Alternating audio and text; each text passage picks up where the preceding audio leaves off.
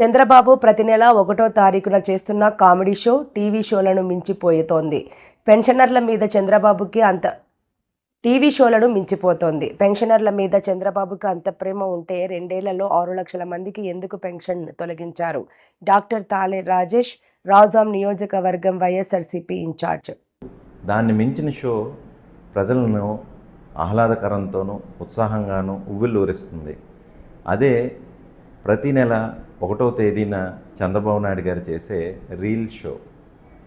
ఏదైతే కెమెరాల ముందు చేస్తున్నారో ప్రతి నెల 1వ తేదీ రాగానే ఒక కుటుంబం దగ్గరికి వెళ్ళడం, ఒక పెన్షన్ ఇవ్వడం, వాళ్ళతో కష్టసుఖాలు మాట్లాడడం చూస్తుంటే నిజంగా అది ఒక కామెడీ షోలా ఉంటుంది. ఎందుకంటే all of sudden Chandrababu Naidu గారు ఒక కుటుంబం దగ్గరికి వెళ్ళడం, వాళ్ళు మాట్లాడడం, వాళ్ళకి మీ ఇంట్లో ఏం కావాలి, ఆటో కావాలా తీసుకో, మీకు ఇల్లు కావాలా తీసుకో, అలా చెప్పి వరాలు కురిపించేయడం ఒక రకంగా మంచిదే, ఆ కుటుంబం బాగుపడుతుంది.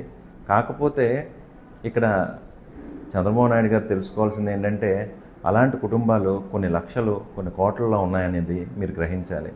కేవలం పెన్షన్ పంపిణీ చేసి మీరు రాష్ట్రంలో ఉన్న ప్రజలందరినీ ఉద్ధరించేటట్టుగా మీరు ఇస్తున్న ఆ బిల్డప్లు మాత్రం ప్రజలు చూసి నవ్వుకుంటున్నారనేది మీరు గ్రహించాలి. ఎన్నో వాగ్దానాలు చెప్పారు ఎలక్షన్ల ముందు, సూపర్ 6, సూపర్ 7 అన్నారు.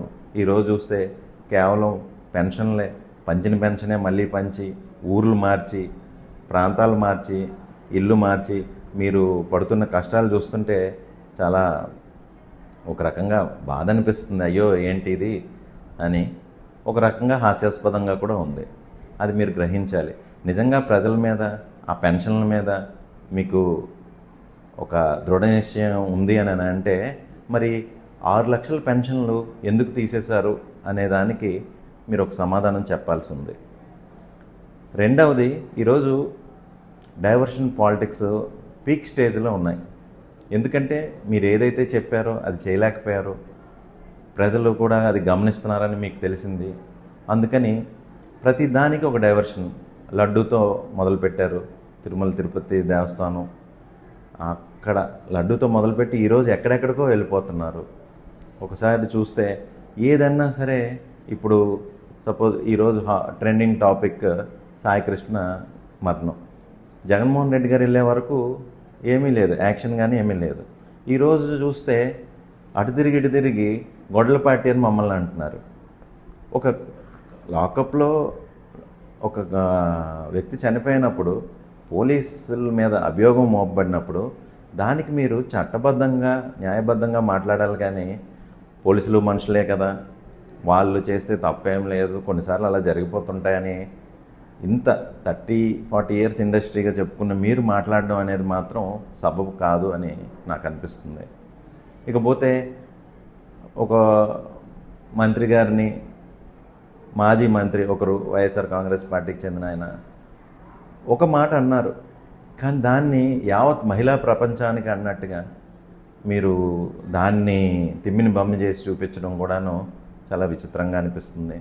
డిఎస్సి గురించి, అందులో అవకతవకల గురించి మాట్లాడితే దానికి సంబంధించింది చెప్పకపోగా తిరిగి మళ్ళీ గొడ్డల పార్టీ అని అనడము, ఇంకా ఏది మేము ప్రశ్నించిన దాన్ని అటు చేసి ఇటు చేసి గొడ్డల పార్టీ అనడం, మా అధినాయకుడిని తప్పుగా మాట్లాడడం, లేదా పెయిడ్ ఆర్టిస్టులతోనూ, లేదు మీ యొక్క మంత్రులతోనో ఎమ్మెల్యేలతోనో ఇష్టానుసారంగా మాట్లాడించడం, సింగులర్గా మాట్లాడించడం, తప్పులు మాట్లాడించడం, బూతులు మాట్లాడించడం చాలా బాధాకరంగా ఉంది. అధికారాలు అయితే శాశ్వతం కాదు అనేది మీరు గుర్తుంచుకోవాలి.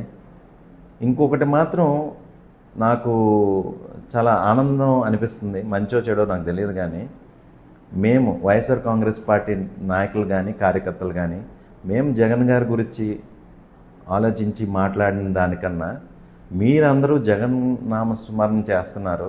ఉదయం లేస్తే మీకు జగన్ గారి గురించి ప్రస్తావించాలి, మధ్యాహ్నం రాత్రి అసలు జగన్ గారి గురించి మాట్లాడకపోతే మీకు నిద్రలు పట్టవేమో అని అనిపిస్తుంది.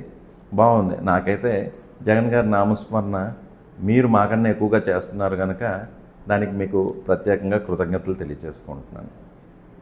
ఇకపోతే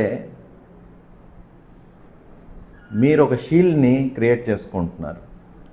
ఏదైనా ప్రభుత్వం ఇప్పుడు జగన్ గారు ధైర్యంగా వచ్చి ప్రెస్ మీట్ పెడుతున్నారు. ప్రెస్ మీట్లో సూటిగా మీకు కొన్ని ప్రశ్నలు సంధిస్తున్నారు. అది కూడా విత్ ప్రాపర్ ఎవిడెన్సెస్తో మీ ముందు పెడుతున్నారు.